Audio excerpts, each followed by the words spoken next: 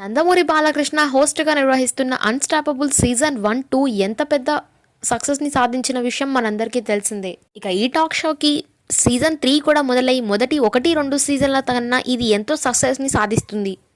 ఇక మూడో సీజన్లో ఇప్పటి వరకు 2 ఎపిసోడ్లు పూర్తి చేసుకున్న ఈ షో ఇక మూడో ఎపిసోడ్ని కూడా ఈ వారంలో పూర్తి చేసుకోనుంది.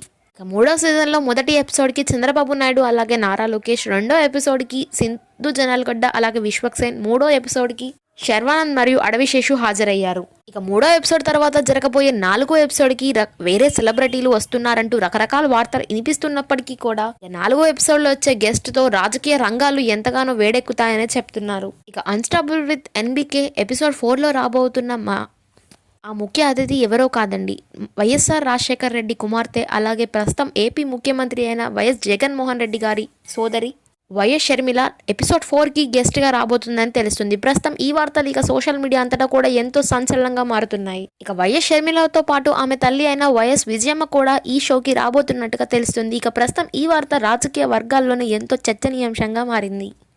ఇక వైఎస్ షర్మిల తెలంగాణలో పార్టీ పెట్టిన విషయం కూడా మనందరికీ తెలిసింది. అంతేకాకుండా తన అన్న అయిన వైఎస్ జగన్ పైన విమర్శలు సైతం చేసింది. మొన్న ఇంతకు ముందే ఆమె టీడీపీకి అనుకూలంగా ఉండే ABN channel open heart with ఆర్కేతో ఆమె ఇంటర్వ్యూ కూడా జరిగింది.